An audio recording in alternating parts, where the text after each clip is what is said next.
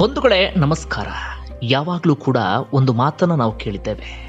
ಮಕ್ಕಳಿಂದ ತಂದೆ ತಾಯಿ ಮೋಸ ಹೋಗಿದ್ದಾರೆ, ಮಕ್ಕಳು ತಂದೆ ತಾಯಿಯನ್ನ ಮನೆಯಿಂದ ಹೊರಗಡೆ ಹಾಕಿದ್ದಾರೆ, ಮಕ್ಕಳು ತಂದೆ ತಾಯಿಗೆ ಗೊತ್ತಿಲ್ಲದ ಹಾಗೆ ಅವರ ಆಸ್ತಿಯನ್ನ ಕಬಳಿಸಿಕೊಂಡಿದ್ದಾರೆ ಅಂತ. ಆದರೆ ಈ ನಟಿಯ ವಿಚಾರದಲ್ಲಿ ಮಾತ್ರ ಅದು ಉಲ್ಟಾ ಆಗಿದೆ. ಇಲ್ಲಿ ಈ ನಟಿ ತಂದೆ ತಾಯಿಗೆ ಮೋಸ ಮಾಡಿಲ್ಲ, ಅದರ ಬದಲಾಗಿ ತಂದೆ ತಾಯಿಯೇ ಮಗಳಿಗೆ ಗೊತ್ತಾಗದ ಹಾಗೆ ಮೋಸ ಮಾಡಿ ಮಗಳನ್ನೇ ಮನೆಯಿಂದ ಹೊರಹಾಕಿದಂತಹ ಕಥೆ ಇದು. ಅಪರೂಪದಲ್ಲಿ ಅಪರೂಪದ ವಿದ್ಯಮಾನಕ್ಕೆ ಈ ನಟಿಯ ಬದುಕು ಸಾಕ್ಷಿಯಾಗಿದೆ. ಈ ನಟಿ ಬಗ್ಗೆ ಮತ್ತೊಮ್ಮೆ ಯಾಕೆ ಹೇಳ್ತಾ ಇದ್ದೀನಿ ಅಂದ್ರೆ, ಈ ನಟಿ ಬರೋಬ್ಬರಿ 50 ಕೋಟಿ ರೂಪಾಯಿಯಷ್ಟು ಆಸ್ತಿಯನ್ನ ತಿರುಪತಿ ತಿಮ್ಮಪ್ಪ ದೇಗುಲಕ್ಕೆ ದಾನ ಮಾಡಿದ್ದಾರೆ. ಈ ಹಿಂದೆ ಹೇಳಲಾಗ್ತಿತ್ತು 15 ಕೋಟಿ ಅಂತ ಹೇಳಿ, ಆದರೆ ಇತ್ತೀಚೆಗೆ ಗೊತ್ತಾಗಿರುವಂತ ವಿಚಾರ ಏನಪ್ಪಾ ಅಂದ್ರೆ 50 ಕೋಟಿ. ಹಿರಿಯ ಪತ್ರಕರ್ತರಾಗಿರುವಂಥ ಗಣೇಶ್ ಕಾಸರಗೋಡು ಅವರು ಈ ವಿಚಾರವನ್ನು ಬಹಿರಂಗಪಡಿಸಿದ್ದಾರೆ. ಹೀಗಾಗಿ ಈ ನಟಿಯ ಬಗ್ಗೆ ನಾನು ನಿಮ್ಮ ಮುಂದೆ ಒಂದಷ್ಟು ವಿಚಾರಗಳನ್ನು ಪ್ರಸ್ತಾಪ ಮಾಡ್ತಿದ್ದೀನಿ. ಈ ನಟಿಯನ್ನ ನೆನಪಿಸುವಂತ ಕೆಲಸವನ್ನ ಮಾಡ್ತಿದ್ದೀನಿ. ಆ ನಟಿ ಬೇರಾರು ಅಲ್ಲ, ನಟಿ ಕಾಂಚನ ಅಂತಿದ್ದ ಹಾಗೆ ಹಳೆಯ ಡಾಕ್ಟರ್ ರಾಜ್ಕುಮಾರ್ ಅವರ ಒಂದಷ್ಟು ಸಿನಿಮಾಗಳು ನಮಗೆ ನೆನಪಾಗೋದಕ್ಕೆ ಶುರುವಾಗುತ್ತೆ. ಡಾಕ್ಟರ್ ರಾಜ್ಕುಮಾರ್ ಜೊತೆಗೆ ಬೆಸ್ಟ್ ಪೇರ್ ಅಂತ ಕರೆಸ್ಕೊಂಡಂತವರು ಕಾಂಚನ ಮೂಲ ಹೆಸರು ವಸುಂಧರಾ ದೇವಿ ಅಂತ. 1939ರಲ್ಲಿ ಅವರು ಜನಿಸ್ತಾರೆ. ಈಗ ಅವರ ವಯಸ್ಸು 81 ಆಗಿದೆ. ಜನಿಸಿದ್ದು ಆಂಧ್ರ ಪ್ರದೇಶದಲ್ಲಿ. ಇವರು ಹುಟ್ಟುವಂತ ಸಂದರ್ಭದಲ್ಲಿ ಇವ್ರ ಕುಟುಂಬ ಬಹಳ ಚೆನ್ನಾಗಿರುತ್ತೆ. ಅವ್ರ ತಂದೆ ತಾಯಿ ಒಳ್ಳೆ ಬಿಸ್ನೆಸ್ ಅನ್ನು ಕೂಡ ಮಾಡ್ಕೊಂಡಿರ್ತಾರೆ. ಆದ್ರೆ ಸಿಕ್ಕಾಬಟ್ಟೆ ಲಾಸ್ ಆಗ್ಬಿಡುತ್ತೆ, ತೀರಾ ಸಂಕಷ್ಟಕ್ಕೆ ಸಿಕ್ಕಾಕೊಳ್ತಾರೆ. ಆಗ ತಂದೆ ತಾಯಿಗೆ ನೆರವಾಗುವಂತ ಉದ್ದೇಶದಿಂದ ಇಂಡಿಯನ್ ಏರ್ಲೈನ್ಸ್ ಅಲ್ಲಿ ಇವರು ಕೆಲಸ ಮಾಡೋದಕ್ಕೆ ಶುರು ಮಾಡ್ಕೊಳ್ತಾರೆ. ಅಲ್ಲಿ ಒಮ್ಮೆ CV ಶ್ರೀಧರ್ ಅನ್ನುವಂಥವರು ಡೈರೆಕ್ಟ್ರು ಇವರನ್ನ ಆಕಸ್ಮಿಕವಾಗಿ ನೋಡಿ ಇವರಿಗೆ ಸಿನಿಮಾ ಅವಕಾಶವನ್ನ ಕೊಡ್ತಾರೆ. ಇನ್ನೊಂದು ಮೂಲದ ಮಾಹಿತಿಯ ಪ್ರಕಾರ ಅವರ ತಂದೆ ತಾಯಿಯೇ ಏರ್ಲೈನ್ಸ್ನಲ್ಲಿ ಬೇಕಾದಷ್ಟು ದುಡ್ಡು ಬರೋದಿಲ್ಲ ಎನ್ನುವಂಥ ಕಾರಣಕ್ಕಾಗಿ ಮಗಳನ್ನ ಆ ಕೆಲಸದಿಂದ ಬಿಡಿಸಿ ಸಿನಿಮಾ ಇಂಡಸ್ಟ್ರಿಗೆ ಮಗಳು ಹೋಗುವ ರೀತಿಯಲ್ಲಿ ಮಾಡ್ತಾರಂತೆ. ಒಟ್ಟಾರೆಗೆ 2 ರೀತಿಯಾದಂಥ ಮಾಹಿತಿಗಳು ಕೂಡ ಇದೆ. ಹಾಗೂ ಹೀಗೂ ಕಾಂಚನ್ ಅವರು ಸಿನಿಮಾ ಇಂಡಸ್ಟ್ರಿಗೆ ಬರ್ತಾರೆ. ಕಾದಲಿಕ ನೆರಮಿಲೈ ಎನ್ನುವಂಥ ಸಿನಿಮಾ ಮೂಲಕ 1963ರಲ್ಲಿ ಅಲ್ಲಿಂದ ಸಿನಿಮಾ ಇಂಡಸ್ಟ್ರಿಯಲ್ಲಿ ಆಕ್ಟಿವ್ ಆಗ್ತಾರೆ. ತೆಲುಗು, ತಮಿಳು, ಕನ್ನಡ, ಮಲಯಾಳಂ, ಹಿಂದಿ ಬಹುತೇಕ ಭಾಷೆಗಳಲ್ಲಿ ಅಭಿನಯಿಸಿದಂಥ ಖ್ಯಾತಿ ಕಾಂಚನ ಅವರದು. ಅಪರೂಪದಲ್ಲಿ ಅಪರೂಪದ ಸುಂದರಿ. ಈ ಕಾರಣಕ್ಕಾಗಿ ಅವರಿಗೆ ಅದ್ಭುತವಾದಂಥ ಅವಕಾಶಗಳು ಸಿಗೋದಕ್ಕೆ ಶುರುವಾಗುತ್ತೆ. ಜೊತೆಗೆ ನಟನೆಯೂ ಕೂಡ ಬಹಳ ಚೆನ್ನಾಗಿರುತ್ತೆ. ಇನ್ನು ಕನ್ನಡ ಸಿನಿಮಾ ವಿಚಾರಗಳು ಹೇಳೋದಾದ್ರೆ ಬಬ್ರು ವಾಹನ ಸಿನಿಮಾ ಮೂಲಕ 1977ರಲ್ಲಿ ಕನ್ನಡ ಸಿನಿಮಾ ಇಂಡಸ್ಟ್ರಿಗೆ ಅವರು ಎಂಟ್ರಿ ಕೊಡ್ತಾರೆ. ಆನಂತರ ನಾನೊಬ್ಬ ಕಳ್ಳ, ಶಂಕರ್ ಗುರು, ಭಾಗ್ಯವಂತ, ನ್ಯಾಯ ಇಲ್ಲಿದೆ, ಭಕ್ತ ಪ್ರಹ್ಲಾದ, ಬಂಧನ, ಹಾಗೆ 1988ರಲ್ಲಿ ದೇವತಾ ಮನುಷ್ಯ, ಈ ಸಿನಿಮಾದವರೆಗೂ ಕೂಡ ಕನ್ನಡದಲ್ಲಿ ಅವರು ಅಭಿನಯವನ್ನ ಮಾಡ್ತಾರೆ. ಒಂದು ಕಾಲದವರೆಗೆ ಹೀರೋಯಿನ್ ಆಗಿ, ಆನಂತರ ಒಂದಷ್ಟು ಸಿನಿಮಾಗಳಲ್ಲಿ ಪೋಷಕ ನಟಿ ರೀತಿ ಕ್ಯಾರೆಕ್ಟರ್ ಆರ್ಟಿಸ್ಟ್ಗಳಲ್ಲೂ ಕೂಡ ಕಾಣಿಸ್ಕೊಳ್ತಾರೆ. ಹೆಚ್ಚು ಕಡಿಮೆ 1988ರ ನಂತರ ಯಾವ ಭಾಷೆಯಲ್ಲೂ ಕೂಡ ಅವರು ಆಕ್ಟಿವ್ ಆಗಲಿಲ್ಲ. ಆನಂತರ ಕಂಪ್ಲೀಟ್ ಆಗಿ ಸಿನಿಮಾ ಇಂಡಸ್ಟ್ರಿಯಿಂದ ದೂರ ಆಗ್ತಾರೆ. ಆನಂತರ ಇತ್ತೀಚೆಗೆ ಅರ್ಜುನ್ ರೆಡ್ಡಿ ಸಿನಿಮಾಗೆ ಬಹಳ ಫೋರ್ಸ್ಫುಲಿ ಅವ್ರನ್ನ ಕರ್ಕೊಂಡು ಬರಲಾಗಿತ್ತು. ಅದರಲ್ಲಿ ನಾಯಕ ನಟ ವಿಜಯ್ ದೇವರಕೊಂಡ ಅವರ ಅಜ್ಜಿಯ ಪಾತ್ರದಲ್ಲಿ ಅವರು ಕಾಣಿಸ್ಕೊಂಡಿರ್ತಾರೆ. ನಿಮ್ಮೆಲ್ಲರಿಗೂ ಕೂಡ ನೆನಪಾಗಿರಬಹುದು ಆ ಪಾತ್ರ ಯಾವುದು ಅಂತ ಹೇಳಿ. ಇದು ಅವರ ಸಿನಿಮಾ ಬದುಕಿನ ಒಂದಷ್ಟು ಕತೆ. ಇದ್ದಕ್ಕಿದ್ದ ಹಾಗೆ ಸಿನಿಮಾ ಇಂಡಸ್ಟ್ರಿಯಿಂದ ಯಾಕೆ ದೂರ ಹೋಗ್ಬಿಟ್ರು, ಈ ರೀತಿಯಾಗಿ ಒಂದಷ್ಟು ಜನ ಚರ್ಚೆಯನ್ನ ಮಾಡ್ತಾ ಇದ್ರು. ಅದರ ಅಸಲಿ ಕಾರಣ ಇಲ್ಲಿದೆ ನೋಡಿ. ಕಾಂಚನ ತುಂಬಾ ಪೀಕ್ ನಲ್ಲಿ ಇದ್ದಂತ ಸಂದರ್ಭದಲ್ಲಿ ಕೋಟ್ಯಾಂತರ ರೂಪಾಯಿ ಆಸ್ತಿಯನ್ನ ಮಾಡಿರ್ತಾರೆ. ಒಳ್ಳೆ ದುಡಿಮೆ, ಯಾಕಂದ್ರೆ ಒಳ್ಳೆ ಸಂಭಾವನೆಯನ್ನ ಪಡ್ಕೊಳ್ತಿರ್ತಾರೆ. ಆಲ್ಮೋಸ್ಟ್ ಎಲ್ಲ ಭಾಷೆಗಳಲ್ಲೂ ಕೂಡ ತುಂಬಾನೇ ಬ್ಯುಸಿ ಆಗಿದ್ದಂತ ನಟಿ. ಅದ್ಭುತವಾದಂಥ ಅವಕಾಶಗಳು ಕೂಡ ಅವರಿಗೆ ಸಿಗ್ತಾ ಇತ್ತು. ಹೀಗಾಗಿ ಬೇಕಾದಷ್ಟು ಆಸ್ತಿ, ಹಣ ಎಲ್ಲವನ್ನು ಕೂಡ ಸಂಪಾದನೆ ಮಾಡಿದ್ರು. ಆದರೆ ಅವರ ಪೋಷಕರಿಗೆ ಹಣದ ಮೇಲೆ ವಿಪರೀತವಾದಂಥ ಮೋಹ, ವಿಪರೀತವಾದಂಥ ಒಂದು ರೀತಿ ಅದನ್ನ ಹೇಳೋದಕ್ಕೂ ಕೂಡ ಆಗೋದಿಲ್ಲ. ಈ ದನ ಪಿಶಾಚಿಗಳು ಅಂತೀವಲ್ಲ, ಆ ರೀತಿಯಾಗಿದ್ದಂಥವ್ರು ಅವರ ತಂದೆ ತಾಯಿ. ಈ ಕಾರಣಕ್ಕಾಗಿ ಅವರು ಆರಂಭದಲ್ಲಿ ಬಿಸ್ನೆಸ್ ಅನ್ನ ಮಾಡ್ತಿದ್ದಾಗ ಒಳ್ಳೆ ಆಸ್ತಿ ಇತ್ತು ಅವ್ರ ತಂದೆ ತಾಯಿಗೆ. ಆನಂತರ ಅವರೆಲ್ಲವನ್ನೂ ಕೂಡ ಕಳ್ಕೊಂಡ್ರಲ್ಲ, ಆಗಿನಿಂದ ಅವರು ದುಡಿಮೆ ಮಾಡಬೇಕು ಅಂತ ನಿರಂತರವಾಗಿ ಏನೇನೋ ಪ್ರಯತ್ನವನ್ನು ಪಡ್ತಿರ್ತಾರೆ. ಸಾಧ್ಯ ಆಗೋದಿಲ್ಲ. ಆಗ ಮಗಳ ಮೂಲಕ ಅದನ್ನು ಸಾಧಿಸಿಕೊಳ್ಳೋಕೆ ಪ್ರಯತ್ನವನ್ನು ಪಡ್ತಾರೆ. ಈ ಕಾರಣಕ್ಕಾಗಿ ಮಗಳನ್ನ ತುಂಬಾ ಫೋರ್ಸ್ಫುಲಿ ಸಿನಿಮಾ ಇಂಡಸ್ಟ್ರಿಗೂ ಕೂಡ ಕರ್ಕೊಂಡು ಬರ್ತಾರೆ. ಆಕ್ಚುಲಿ ಕಾಂಚನ್ ಅವರಿಗೆ ಏರ್ಲೈನ್ಸ್ಗೆ ಬಹಳ ಇಷ್ಟಪಟ್ಟು ಅವ್ರು ಕೆಲಸ ಮಾಡ್ತಾ ಇದ್ರು, ಇಂಡಿಯನ್ ಏರ್ಲೈನ್ಸ್ ಅಲ್ಲಿ ಏರ್ ಹೋಸ್ಟರ್ ಆಗಿ. ಆದರೆ ಅವರಿಗೆ ಇದರಲ್ಲಿ ಹೆಚ್ಚಿನ ಆಸಕ್ತಿ ಇರೋದಿಲ್ಲ ಸಿನಿಮಾ ಇಂಡಸ್ಟ್ರಿಯಲ್ಲಿ. ಆದರೆ ತಂದೆ ತಾಯಿಯ ಕಾರಣಕ್ಕಾಗಿ ಅವರು ಕೂಡ ಸಿನಿಮಾ ಇಂಡಸ್ಟ್ರಿ ಬರ್ತಾರೆ. ಬಟ್ ಅಲ್ಲಿ ಒಳ್ಳೆ ದುಡಿಮೆಯನ್ನು ಮಾಡೋದಕ್ಕೆ ಶುರು ಮಾಡ್ಕೊಳ್ತಾರೆ. ಯಾವಾಗ ಕಾಂಚನ ದುಡಿಮೆ ಬಹಳ ಚೆನ್ನಾಗಿ ಆಗೋದಕ್ಕೆ ಶುರುವಾಗುತ್ತೋ, ಕಾಂಚನ ಆಸ್ತಿ ಪಾಸ್ತಿ ಎಲ್ಲವನ್ನೂ ಕೂಡ ಮಾಡೋದಕ್ಕೆ ಶುರು ಮಾಡ್ಕೊಳ್ತಾರೋ, ಅವರ ತಂದೆ ತಾಯಿ ಸ್ವತಃ ಮಗಳ ಆಸ್ತಿಯ ಮೇಲೆ ಕಣ್ಣನ್ನು ಹಾಕ್ತಾರೆ. ಒಂದಿನ ಏನ್ ಮಾಡ್ತಾರೆ, ಇದ್ದಕ್ಕಿದ್ದ ಹಾಗೆ ವೈಟ್ ಪೇಪರ್ನಲ್ಲಿ ಕಾಂಚನ್ ಅವರಿಗೆ ಗೊತ್ತಾಗದ ರೀತಿಯಲ್ಲಿ ಸೈನ್ ಅನ್ನ ಮಾಡಿಸ್ಕೊಬಿಡ್ತಾರೆ. ತಂದೆ ತಾಯಿ ಯಾವುದಕ್ಕೋ ಸಹಿ ಕೇಳ್ತಾ ಇದ್ದಾರೆ ಅಂತ ಹೇಳಿ ಕಾಂಚನ ಅವ್ರನ್ನ ನಂಬಿ ಸೈನ್ ಮಾಡೋದಕ್ಕೆ ಶುರು ಮಾಡ್ಕೊಳ್ತಾರೆ.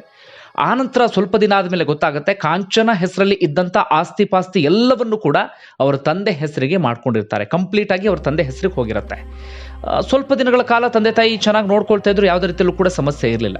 ಆದರೆ ಇದ್ದಕ್ಕಿದ್ದ ಹಾಗೆ ಮಗಳನ್ನು ಒಂದು ರೀತಿಯ ಅಸಡ್ಡೆ ರೀತಿಯಲ್ಲಿ ನೋಡೋದಕ್ಕೆ ಶುರು ಮಾಡ್ಕೊಳ್ತಾರೆ, ಮಗಳನ್ನು ಹೀಗಳೆಯೋದಕ್ಕೆ ಶುರು ಮಾಡ್ಕೊಳ್ತಾರೆ, ಎಲ್ಲವೂ ಮಾಡೋದಕ್ಕೆ ಶುರು ಮಾಡ್ಕೊಳ್ತಾರೆ. ಆಗ ಏನಾಗಿದೆ ಅಂತ ಕಾಂಚನ ಪರಿಶೀಲನೆ ಮಾಡಿದಾಗ ಗೊತ್ತಾಗುತ್ತೆ, ಕಾಂಚನ ತನ್ನ ಆಸ್ತಿ ಪಾಸ್ತಿ ಎಲ್ಲವನ್ನು ಕೂಡ ಕಳ್ಕೊಂಡ್ಬಿಡ್ತಾರೆ.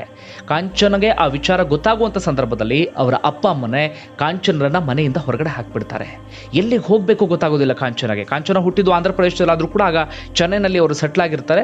ಆಗ ಏನು ಮಾಡಬೇಕು ಏನು ಎತ್ತ ಅಂತ ಅವ್ರಿಗೆ ದಿಕ್ಕೆ ತೋಚೋದಿಲ್ಲ. ಒಂದು ಕಡೆಯಿಂದ ಸಿನಿಮಾ ಇಂಡಸ್ಟ್ರಿಯಿಂದ ದೂರ ಆಗಿರ್ತಾರೆ, ಸಿನಿಮಾದಲ್ಲಿ ಯಾವುದೇ ರೀತಿಯಲ್ಲೂ ಕೂಡ ಅವರು ಅಭಿನಯಿಸ್ತಾ ಇರಲಿಲ್ಲ. ಮತ್ತೊಂದು ಕಡೆಯಿಂದ ಕೋಟ್ಯಾಂತರ ರೂಪಾಯಿ ಆಸ್ತಿ ಸಂಪಾದನೆ ಮಾಡಿರ್ತಾರೆ, ಎಲ್ಲವನ್ನೂ ಕೂಡ ತಂದೆ ತಾಯಿ ವಶಪಡಿಸ್ಕೊಂಡಿರ್ತಾರೆ. ಕೈಯಲ್ಲಿ ₹1 ಕಾಸು ಇಲ್ಲದಂಥ ಪರಿಸ್ಥಿತಿ. ಹಾಗೋ ಹೀಗೋ ಕಷ್ಟಪಟ್ಟು ಅವರು ಆಗ ಬೆಂಗಳೂರಿಗೆ ಬರ್ತಾರೆ. ಬೆಂಗಳೂರಿನ ಯಲಹಂಕ ಬಳಿ ಅವರ ಸೋದರಿ ಗಿರಿಜಾ ಪಾಂಡೆ ಅಂತ ಇರ್ತಾರೆ. ಗಿರಿಜಾ ಪಾಂಡೆ ಅವರ ಮನೆಗೆ ಬಂದಾಗ ಗಿರಿಜಾ ಪಾಂಡೆ ಅವರು ಅವರಿಗೆ ಆಶ್ರಯವನ್ನು ಕೊಡ್ತಾರೆ. ಅವ್ರ ಹತ್ರ ತನ್ನ ಕಥೆಲ್ಲ ಹೇಳಿದಾಗ ಗಿರಿಜಾ ಪಾಂಡೆ ಅವರ ಗಂಡ ಕೋರ್ಟ್ಗೆ ಹೋಗುವಂತೆ ಸಲಹೆಯನ್ನು ಕೊಡ್ತಾರೆ. ಅವರು ಕೂಡ ಸಹಾಯ ಮಾಡ್ತಾರೆ. ಅದರ ಪ್ರತಿಫಲವಾಗಿ ಇವರು ಕೋರ್ಟ್ನಲ್ಲಿ ತಮ್ಮ ಹೋರಾಟವನ್ನು ಶುರು ಮಾಡ್ಕೊಳ್ತಾರೆ. ನಿರಂತರವಾದಂಥ ಕಾನೂನು ಹೋರಾಟ ಎಲ್ಲವೂ ಕೂಡ ನಡೆಯುತ್ತೆ. ಕೋರ್ಟ್ಗೂ ಕೂಡ ಒಂದು ರೀತಿಯಲ್ಲಿ ಅಪರೂಪದ ಕೇಸ್. ಯಾವಾಗಲೂ ಕೂಡ ಮಕ್ಕಳಿಂದ ತಂದೆ ತಾಯಿಗೆ ಮೋಸ ಆಗಿದೆ ಅಂತ ಹೇಳಿ ಕೋರ್ಟ್ನಲ್ಲಿ ಒಂದಷ್ಟು ಅರ್ಜಿಗಳು ಬರ್ತಾ ಇತ್ತು.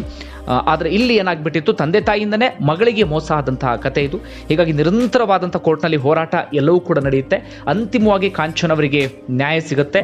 ಅವರ ಕೋಟ್ಯಾಂತರ ರೂಪಾಯಿ ಆಸ್ತಿ ಎಲ್ಲವೂ ಕೂಡ ಕಾಂಚನ್ ಅವರ ಕೈ ಸೇರುತ್ತೆ.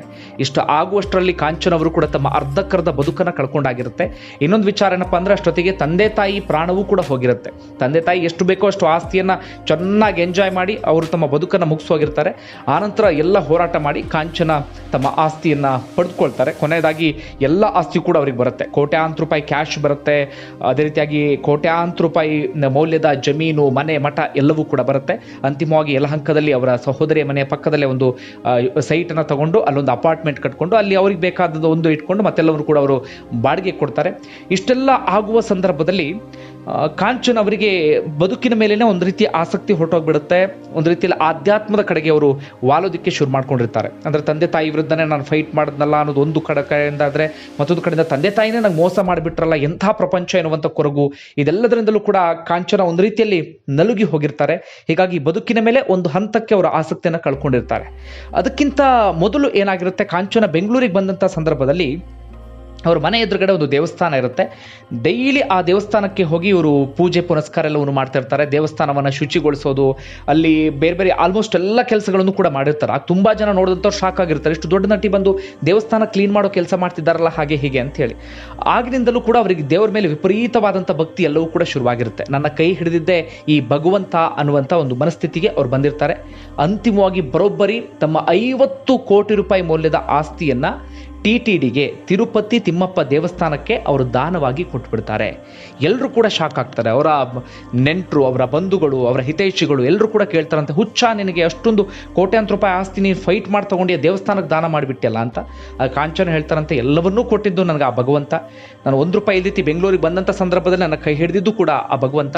ಸೊ ನನ್ನ ಆಸ್ತಿಯನ್ನು ನಾನು ಆ ಭಗವಂತನಿಗೆ ಮತ್ತೊಮ್ಮೆ ಕೊಡ್ತಾ ಇದ್ದೀನಿ. ಅದರಿಂದ ಅಲ್ಲಿ ಏನಾದರೂ ಒಂದು ವ್ಯವಸ್ಥೆಯನ್ನು ಮಾಡ್ತಾರೆ, ಅದರಿಂದ ಒಂದಷ್ಟು ಜನರಿಗೆ ಕೆಲಸ ಸಿಗಬಹುದು, ಒಂದಷ್ಟು ಜನರು ಬದುಕನ್ನು ರೂಪಿಸ್ಕೊಳ್ಬಹುದು ಅಂತ ಹೇಳಿ ಕಾಂಚನ ಬರೋಬ್ಬರಿ 50 ಕೋಟಿ ರೂಪಾಯಿ ಮೌಲ್ಯದ ತಮ್ಮ ಆಸ್ತಿಯನ್ನು ಕಂಪ್ಲೀಟ್ ಆಗಿ ದೇವಸ್ಥಾನಕ್ಕೆ ದಾನ ಮಾಡ್ತಾರೆ.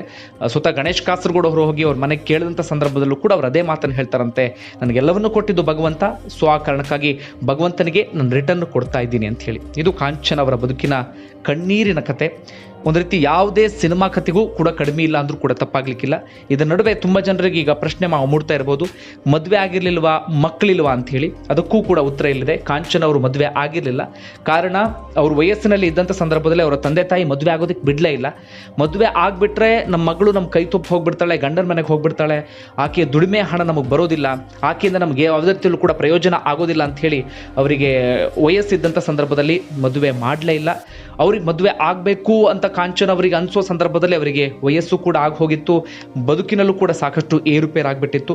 ಅವರು ಕೂಡ ಗಣೇಶ್ ಕಾಸರಗೋಡು ಅವ್ರದಾಗ ಹೇಳ್ತಾ ಇದ್ರಂತೆ, ಎಲ್ರಿಗೂ ಆಸೆ ಇರುತ್ತೆ ಮದುವೆ ಆಗಬೇಕು, ಮಕ್ಕಳು ಬೇಕು ಅಂತ ಹೇಳಿ. ಬಟ್ ಆ ಎಲ್ಲ ಅವಕಾಶವನ್ನು ಕೂಡ ನನ್ನ ತಂದೆ ತಾಯಿಯ ತಪ್ಪಿಸ್ಬಿಟ್ರು. ನನ್ನ ಇಡೀ ಬದುಕಿಗೆ ನನ್ನ ತಂದೆ ತಾಯಿ ವಿಲನ್ ಆಗಿಬಿಟ್ರು ಎನ್ನುವಂಥ ಮಾತನ್ನು ಹೇಳಿದ್ರಂತೆ. ಎಂತಹ ಅಪರೂಪದ ಸ್ಟೋರಿ ನೋಡಿ, ಎಂಥ ತಂದೆ ತಾಯಿ ಇರ್ತಾರೆ ಅಂತ ಹೇಳಿ. ಹಣದ ಆಸೆ, ಆ ದನ ಪಿಶಾಚಿತನ ಅಂತೀವಲ್ಲ, ಆ ರೀತಿ ಮಗಳಿಗೆ ಮದುವೆ ಮಾಡಲಿಲ್ಲ. ಮಗಳಿರೋ ಮಗಳ ಬಳಿ ಇರುವಂತ ಆಸ್ತಿ ಪಾಸ್ತಿ ಎಲ್ಲವನ್ನು ಕೂಡ ಕಿತ್ಕೊಳ್ತಾರೆ. ಮಗಳನ್ನ ಮನೆಯಿಂದ ಹೊರಗಡೆ ಹಾಕ್ಬಿಡ್ತಾರೆ.